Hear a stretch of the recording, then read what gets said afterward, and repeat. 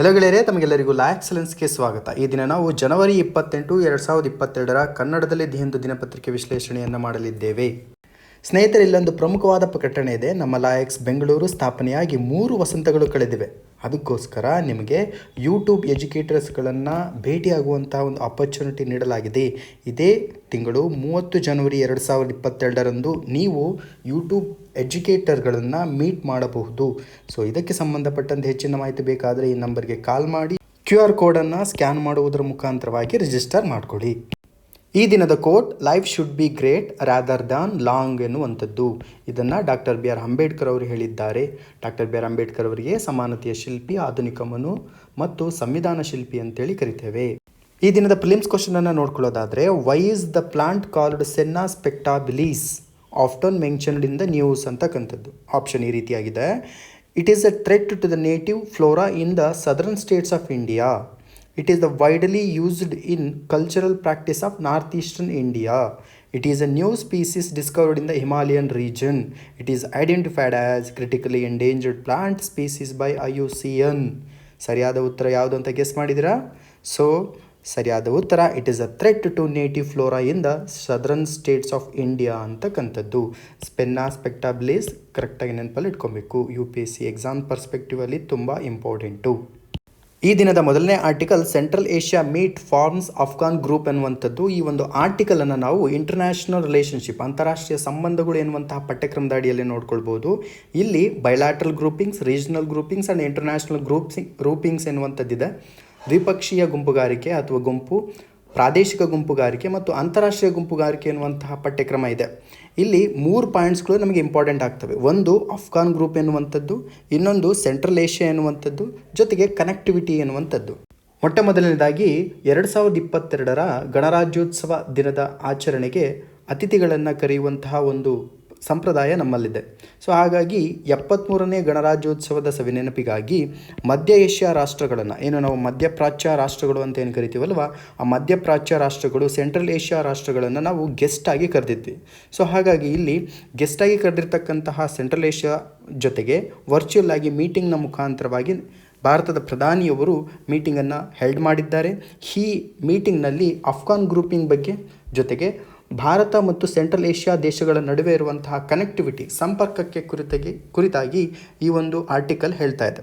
ಏನಿಲ್ಲಿ problem ನೋಡಿ, central Asia ಮತ್ತು ಭಾರತದೊಡೆ connectivity ಸರಿಯಾಗಿಲ್ಲ, ಸಂಪರ್ಕ ಇರದೇ ಇರುವಂಥದ್ದು. ಸೊ ಹಾಗಾಗಿ ಆ ಒಂದು ಪ್ರಾಬ್ಲಮನ್ನು ನಾವೇನು ಮಾಡಬೇಕು, ಓವರ್ಕಮ್ ಮಾಡಬೇಕು. ಸೊ ಹಾಗಾಗಿ ಈ ಓವರ್ಕಮ್ ಮಾಡಬೇಕಾಗಿರೋದು ಯಾವ ರೀತಿಯಾಗಿ ಎನ್ನುವಂಥ ವಿಚಾರವನ್ನು ಕುರಿತಂತೆ ಮಧ್ಯ ಏಷ್ಯಾ ರಾಷ್ಟ್ರಗಳ ಪ್ರೆಸಿಡೆಂಟ್ಸ್ಗಳು, ರಾಷ್ಟ್ರಾಧ್ಯಕ್ಷರ ಜೊತೆಗೆ, ಮಧ್ಯ ಏಷ್ಯಾ ರಾಷ್ಟ್ರಗಳಂದರೆ ಕಜಕಿಸ್ತಾನ್, ಕಿರ್ಗಿಸ್ತಾನ್, ತಜಕಿಸ್ತಾನ್, ತುರ್ಕಮೆನಿಸ್ತಾನ್, ಉಜ್ಬೇಕಿಸ್ತಾನ್ಗಳ ರಾಷ್ಟ್ರದ ಮುಖ್ಯಸ್ಥರೊಂದಿಗೆ ಮಾತನಾಡಿದ್ದಾರೆ. ಅದರೊಂದಿಗೆ ಅಲ್ಲಿರುವಂತಹ ಸಂಪರ್ಕಕ್ಕೆ ಕುರಿತಾದಂತಹ ಪ್ರಮುಖವಾದ ಸಮಸ್ಯೆಗಳ ಕುರಿತಾಗಿ ಮಾತನಾಡಲಾಗಿದೆ.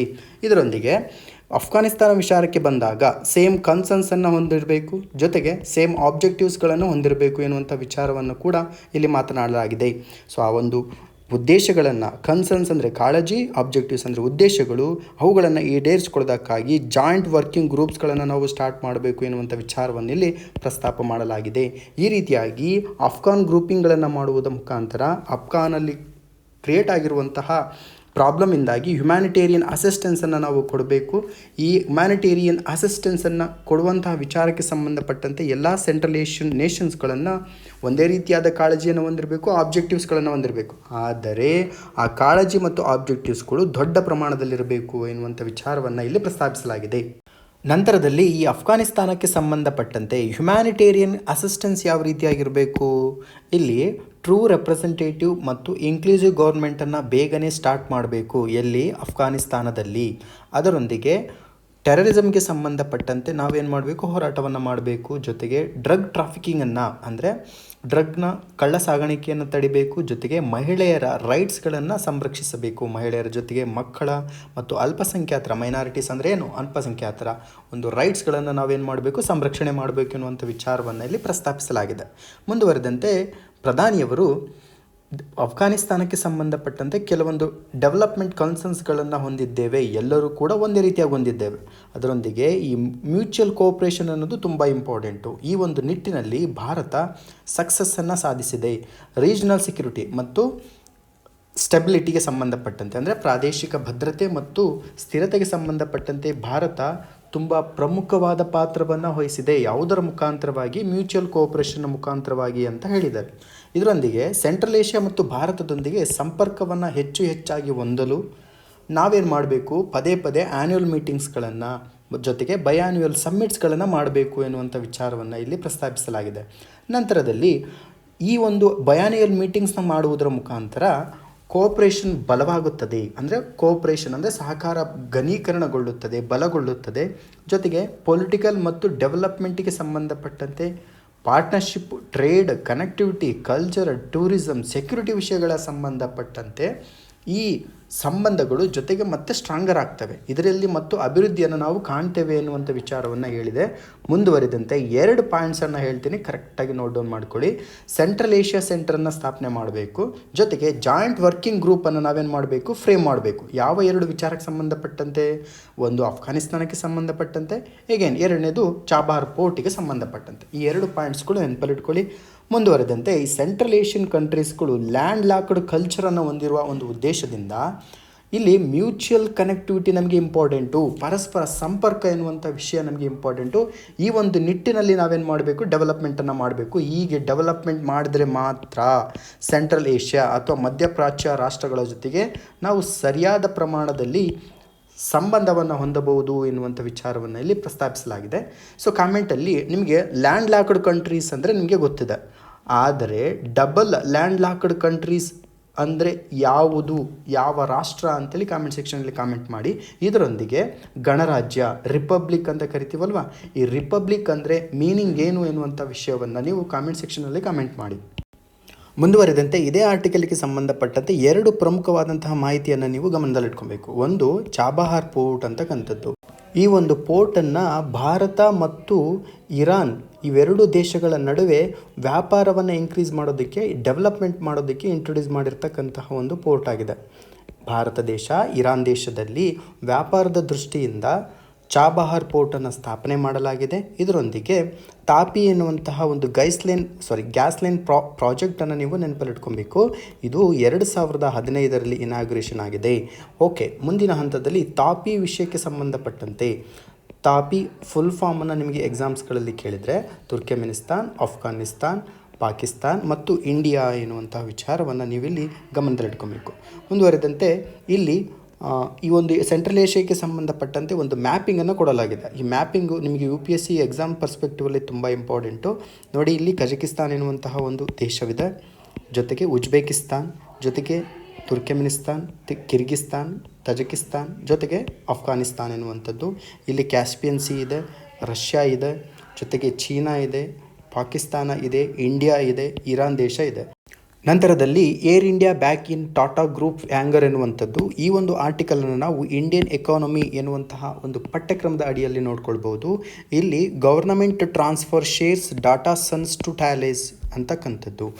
ಈ ಒಂದು ಪ್ರಮುಖವಾದಂಥ ಆರ್ಟಿಕಲ್ ಯಾವ ವಿಚಾರಕ್ಕೆ ಸಂಬಂಧಪಟ್ಟಂತೆ ಮಾತನಾಡ್ತಾ ಇದೆ ಅಂದರೆ, ಇಲ್ಲಿ ಏರ್ ಇಂಡಿಯಾ ಜೊತೆಗೆ ಟಾಟಾ ಗ್ರೂಪ್ಸ್ ಇವೆರಡರ ನಡುವೆ ಒಂದು ಇಂಪಾರ್ಟೆಂಟ್ ಟ್ರೇಡ್ ನಡೆದಿದೆ. ಆ ಒಂದು ಟ್ರೇಡ್ಗೆ ಸಂಬಂಧಪಟ್ಟಂತೆ ಮಾತನಾಡ್ತಾ ಇದ್ದೇವೆ. ಇಲ್ಲಿ ಏನು ಕೇಂದ್ರ ಸರ್ಕಾರ ಅದರಲ್ಲಿರ್ತಕ್ಕಂತಹ ಅಂದರೆ ಏರ್ ಇಂಡಿಯಾದಲ್ಲಿ ಹೊಂದಿರತಕ್ಕಂತಹ ಶೇರ್ಸ್ಗಳ ಒಂದು ಕಂಪ್ಲೀಟ್ ವರ್ಗಾವಣೆಯನ್ನು ಟಾಟಾ ಸನ್ಸ್ ಸಬ್ಸಿಡರಿ ಟ್ಯಾಲೇಸ್ ಎನ್ನುವಂಥ ಕಂಪನಿಗೆ ಟ್ರಾನ್ಸ್ಫರ್ ಮಾಡಿದೆ.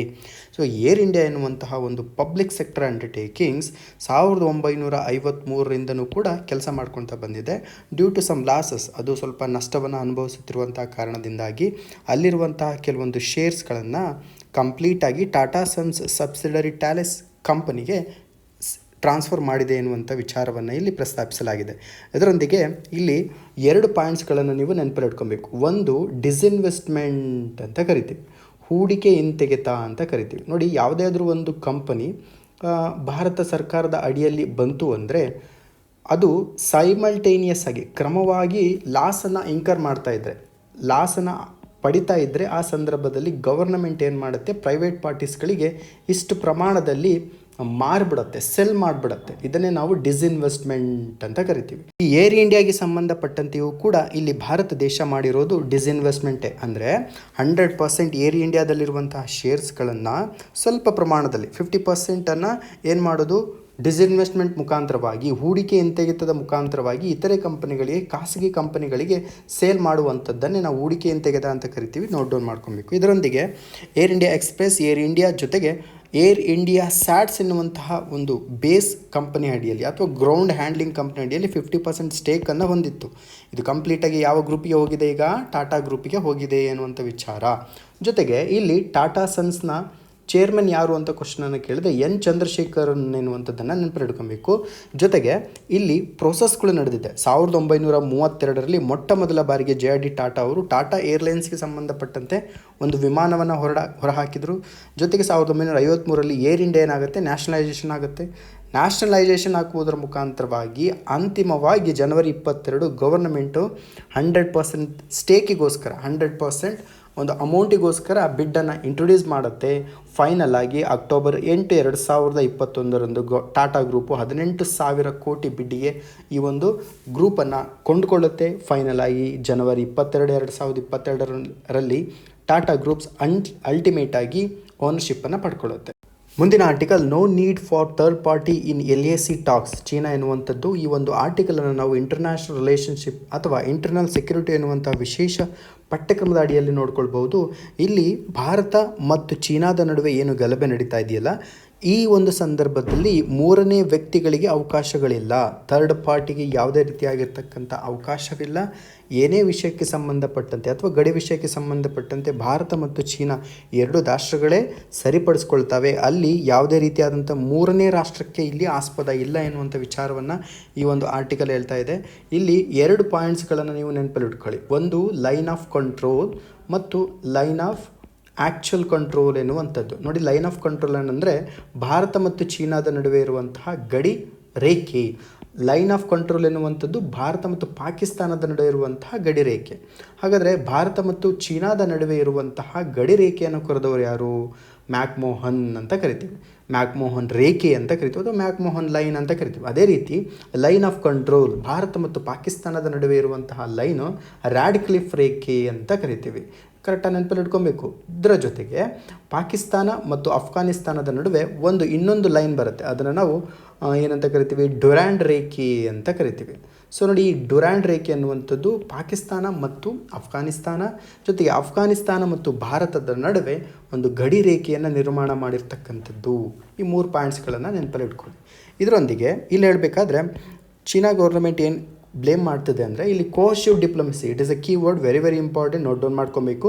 ಕೋರ್ಸಿವ್ ಡಿಪ್ಲೊಮಸಿಯನ್ನು ನಾವು ಡೆವಲಪ್ಮೆಂಟ್ ಮಾಡ್ತಾ ಇಲ್ಲ, ಈ ಒಂದು USA ರಾಷ್ಟ್ರ ಎನ್ನುವಂಥದ್ದನ್ನು ಡೆವಲಪ್ಮೆಂಟ್ ಮಾಡ್ತದೆ. ಜೊತೆಗೆ ಚೀನಾ, ಭಾರತ ಮತ್ತು ಚೀನಾದ ನಡುವೆ ಇರುವಂತಹ ಒಂದು ಗಡಿ ಸಮಸ್ಯೆಗೆ ಸಂಬಂಧಪಟ್ಟಂತೆ ಏನೇ ಒಂದು ಪ್ರಾಬ್ಲಮ್ಸ್ಗಳಿದ್ರೂ ಕೂಡ ನಾವೇ ಸೊಲ್ಯೂಷನನ್ನು ಮಾಡ್ಕೊಳ್ತೀವಿ, ಅದು ಕೂಡ ಡೈಲಾಗ್ನ ಮುಖಾಂತರವಾಗಿ. ಸೊ ಇಲ್ಲಿ ಯಾವುದೇ ರೀತಿಯಾದಂಥ ಥರ್ಡ್ ಪಾರ್ಟಿಗೆ ಆಸ್ಪದ ಇಲ್ಲ ಎನ್ನುವಂಥ ವಿಚಾರವನ್ನು ಈ ಒಂದು ಆರ್ಟಿಕಲ್ ಹೇಳ್ತಾ ಇದೆ. ಮುಂದಿನ article, cities air pollution exceeds WHO guidelines ಎನ್ನುವಂಥದ್ದು. ಈ ಒಂದು ಆರ್ಟಿಕಲನ್ನು ನಾವು ಎನ್ವಿರಾನ್ಮೆಂಟ್ ಆ್ಯಂಡ್ ಎಕಾಲಜಿ, ಪರಿಸರ ಮತ್ತು ಪರಿಸರ ಶಾಸ್ತ್ರ ಎನ್ನುವಂತಹ ಪಠ್ಯಕ್ರಮದ ಅಡಿಯಲ್ಲಿ ನೋಡ್ಕೊಳ್ಬೋದು. ಇಲ್ಲಿ 3 ಪಾಯಿಂಟ್ಸ್ಗಳು ನಮಗೆ ಇಂಪಾರ್ಟೆಂಟ್ ಆಗ್ತವೆ. ಒಂದು WHO, ಇನ್ನೊಂದು NAAQS, ಇನ್ನೊಂದು ಗ್ರೀನ್ ಪೀಸ್ ಇಂಡಿಯಾ ಎನ್ನುವಂಥದ್ದು. ನೋಡಿ, WHO ಅನ್ನೋದು ವಿಶ್ವ ಆರೋಗ್ಯ ಸಂಸ್ಥೆ. ಇದು ವಿಶ್ವದಾದ್ಯಂತ ಆರೋಗ್ಯಕ್ಕೆ ಸಂಬಂಧಪಟ್ಟಂತೆ ರಕ್ಷಣೆಯನ್ನು ಕ್ರಿಯೇಟ್ ಮಾಡುತ್ತೆ, ಅವೇರ್ನೆಸ್ಸನ್ನು ಕ್ರಿಯೇಟ್ ಮಾಡುತ್ತೆ. ಇಲ್ಲಿ NAAQS ಅಂದರೆ ನ್ಯಾಷನಲ್ ಏರ್ ಕ್ವಾಲಿಟಿ ಸ್ಟ್ಯಾಂಡರ್ಡ್ಸ್ ಎನ್ನುವಂತಹ ಒಂದು ಮಾರ್ಗದರ್ಶನದ ಮುಖಾಂತರವಾಗಿ ರಾಷ್ಟ್ರದಾದ್ಯಂತ ವಾಯು ಮಾಲಿನ್ಯಕ್ಕೆ ಸಂಬಂಧಪಟ್ಟಂತೆ ಒಂದು ತಡೆಗೋಡೆಯನ್ನು ನಿರ್ಮಾಣ ಮಾಡುತ್ತೆ ಈ ಒಂದು ಗೈಡ್ಲೈನ್ಸ್. ಸೊ ಇಲ್ಲಿ ಮುಂದೆನೇದು 3ನೇ ಪಾಯಿಂಟ್ ಏನು ಅಂದರೆ, ಗ್ರೀನ್ ಪೀಸ್ ಇಂಡಿಯಾ ಎನ್ನುವಂಥದ್ದು. ಇದು ಭಾರತ ದೇಶದಲ್ಲಿ ಒಂದು NGO ಆಗಿ ವರ್ಕ್ ಮಾಡ್ತಾ ಇದೆ. ಇದು ಯುರೋಪಿಯನ್ ಬೇಸ್ಡ್ NGO.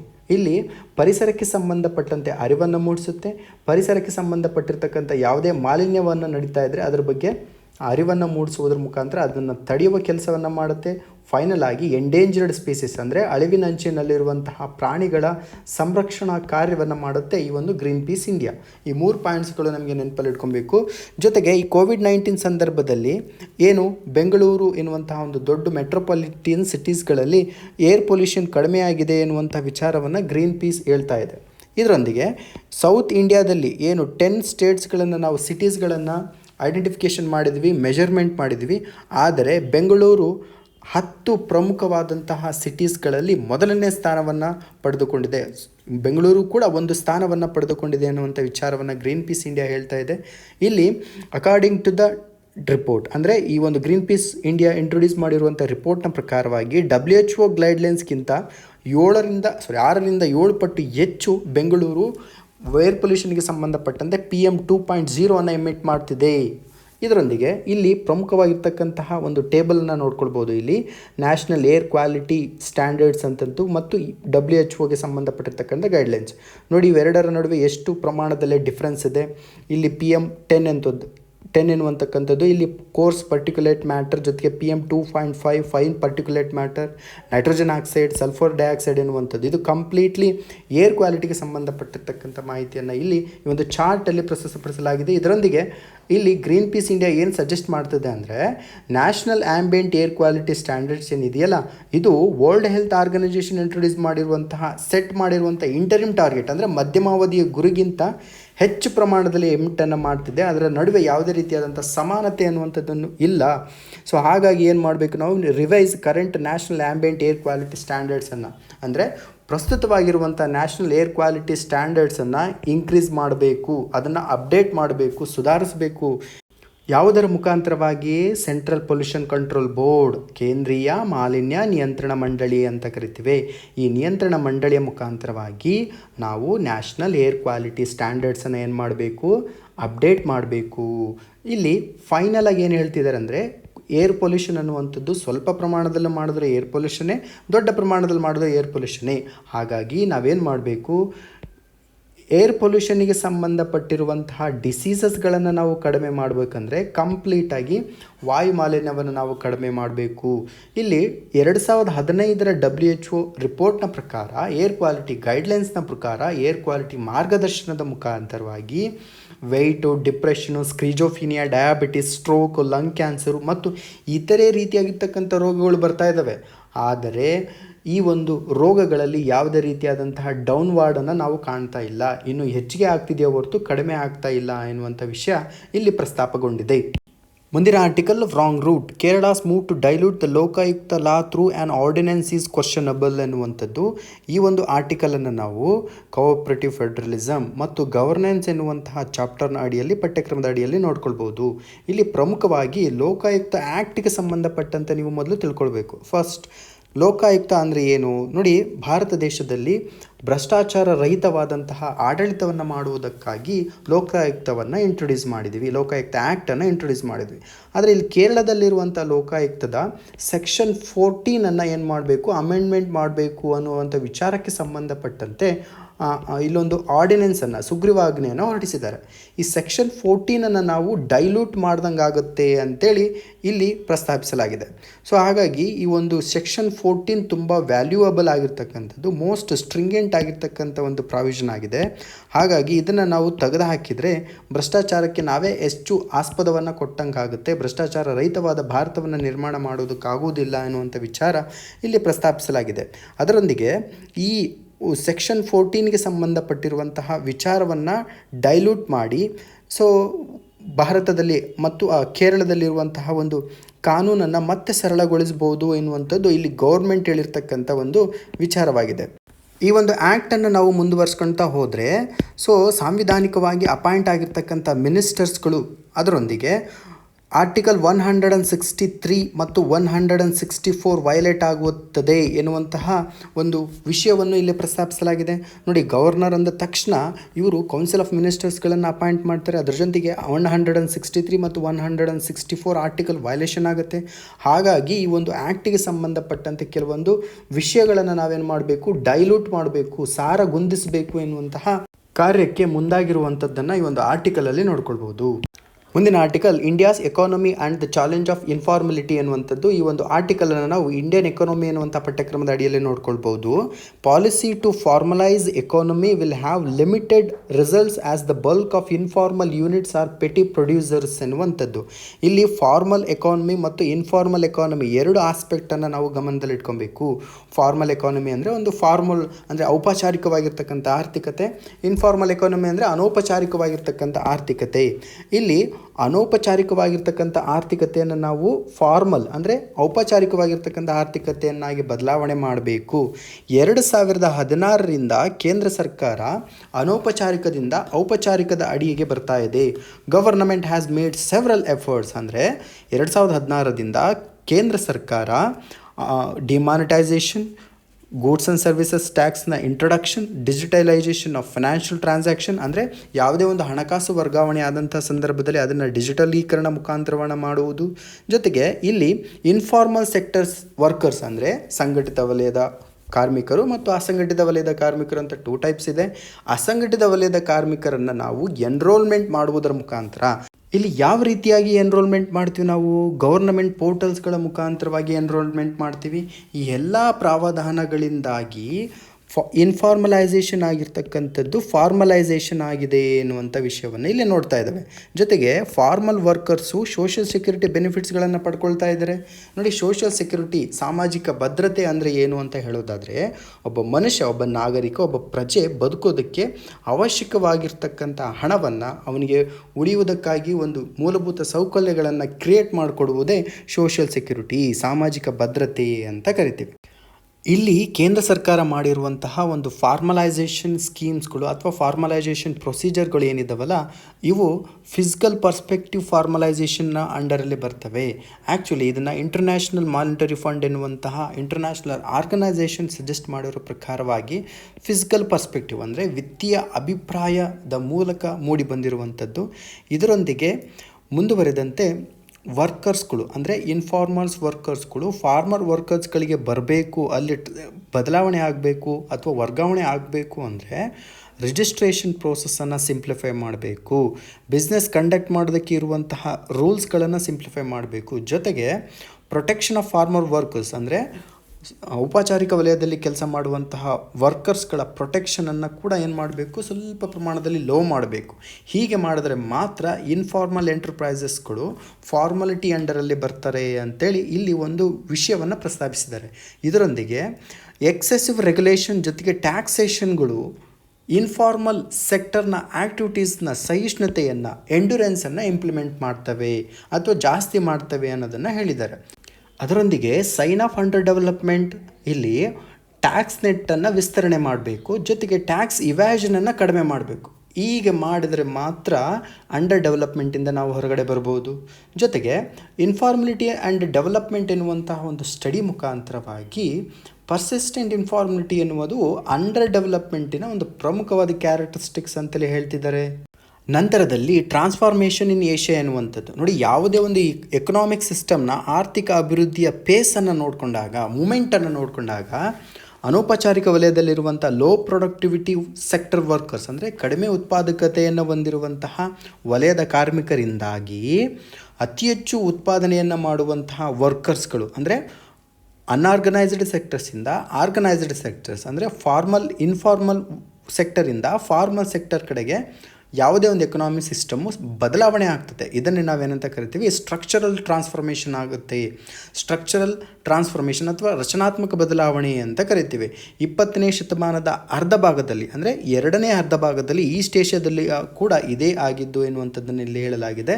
ಸೊ ಇಲ್ಲಿ ಅಂತಿಮವಾಗಿ ಏನು ಹೇಳೋದಕ್ಕೆ ಹೊರಟಿದ್ದಾರೆ ಅಂದರೆ, ಒಂದು ಆರ್ಥಿಕ ವ್ಯವಸ್ಥೆ ಔಪಚಾರಿಕವಾಗಬೇಕಾದರೆ ಅಲ್ಲಿರುವಂಥ ಅನೌಪಚಾರಿಕ ಎಂಟರ್ಪ್ರೈಸಸ್ಗಳು ಏನಾಗಬೇಕು, ಮೋರ್ ಪ್ರೊಡಕ್ಟಿವ್ ಆಗಿರಬೇಕು. ಆ ಪ್ರೊಡಕ್ಟಿವ್ ಯಾವ ರೀತಿ ಆಗುತ್ತೆ, ಕ್ಯಾಪಿಟಲ್ ಇನ್ವೆಸ್ಟ್ಮೆಂಟ್ ಮುಖಾಂತರವಾಗುತ್ತೆ. ಈ ಕ್ಯಾಪಿಟಲ್ ಇನ್ವೆಸ್ಟ್ಮೆಂಟ್ ಮುಖಾಂತರವಾಗಿ ಒಂದು ಎಕಾನಮಿ ಇನ್ಫಾರ್ಮಲಿಂದ ಫಾರ್ಮಲ್ಲಿಗೆ ಟ್ರಾನ್ಸ್ಫಾರ್ಮೇಷನ್ ಆಗುತ್ತೆ.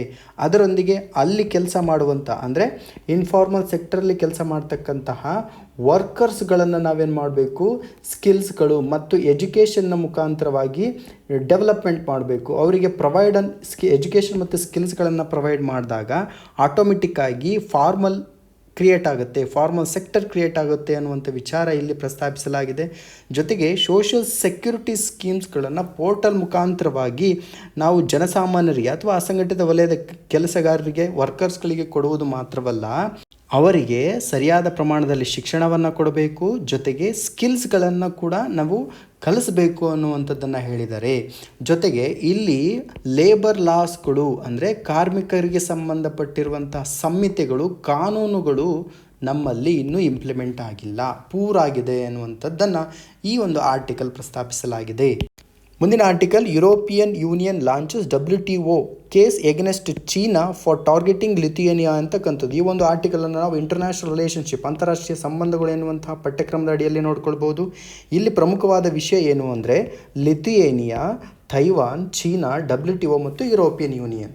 ನೋಡಿ, ಇತ್ತೀಚೆಗೆ ಚೀನಾ ಮತ್ತು ತೈವಾನ್ನ ನಡುವೆ ಇರತಕ್ಕಂತಹ ಒಂದು ಸ್ವಲ್ಪ ಪ್ರಮಾಣದ ಬಿಕ್ಕಟ್ಟು, ಚೀನಾದ ಒಂದು ಆಟೋನಮಸ್ ಭಾಗ ತೈವಾನ್ ಆಗಿದೆ.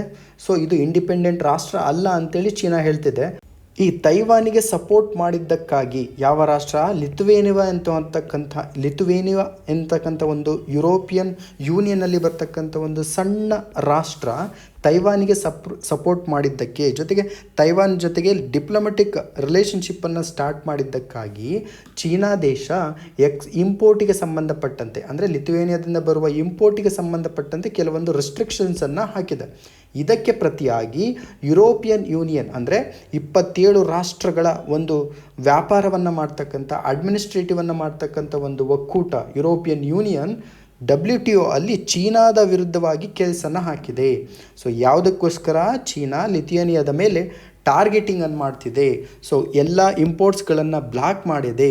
ಹಾಗಾಗಿ ಚೀನಾದ ಮೇಲೆ WTOಗೆ ವಿಷಯಕ್ಕೆ ಸಂಬಂಧಪಟ್ಟಂತೆ WTOನ ಅಂಡರಲ್ಲಿ ಯುರೋಪಿಯನ್ ಯೂನಿಯನ್ ಕೇಸಸನ್ನು ಫೈಲ್ ಮಾಡಿದೆ.